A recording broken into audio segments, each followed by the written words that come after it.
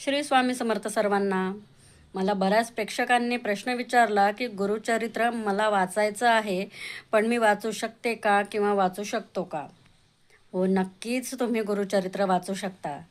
गुरुचरित्राचे फायदे बरेच आहेत.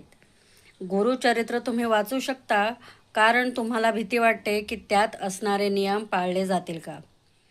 गुरुचरित्र वाचत असताना जे नियम पाळायला सांगितले आहे ते अगदी कठीण असे नाही आहे. गुरुचरित्रामध्ये गुरुचरित्र काळामध्ये म्हणजे गुरुचरित्र हा तुम्ही सप्ताहाचा करतात. म्हणजे गुरुचरित्र तुम्हाला 3 दिवसाचं वाचता येईल, 7 दिवसाचं देखील वाचता येईल. तर गुरुचरित्रातील 7 दिवसाचे अध्याय आणि 3 दिवसाचे अध्याय कसे वाचायचे हे गुरुचरित्र पोथीमध्ये दिलेलंच असतं.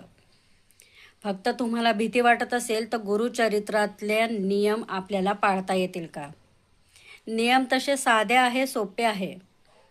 गुरुचरित्रामध्ये गुरुचरित्र वाचन काळामध्ये आपल्याला फक्त कांदा, लसूण, मोहरी हे वर्ज्य करायचं आहे.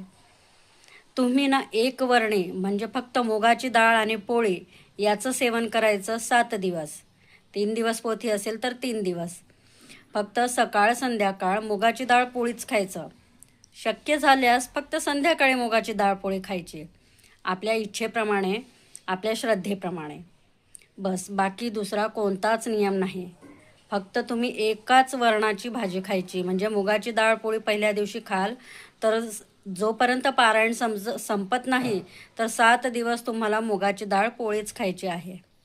गुरुचरित्र वाचताना सकाळ, दुपार, संध्याकाळ आरती करायची आहे. गुरुचरित्र अध्यायात दिलेलंच आहे की गुरु दत्त महाराजांचा 12 ते 12:30 हा भिक्षा मागण्याचा वेळ असल्यामुळे 12 ते 12:30 या वेळेमध्ये गुरुचरित्र वाचू नये.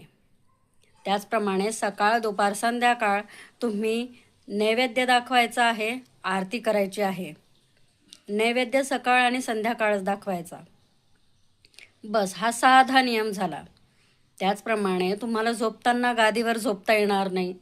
तुम्हाला चटई घ्यायची आहे आणि एक साधी शाल किंवा तुम्हाला जमेल तशी चादर वगैरे अशी जाडसर तुम्हाला जसं आवडेल तसं तुम्ही घ्यायचं आहे.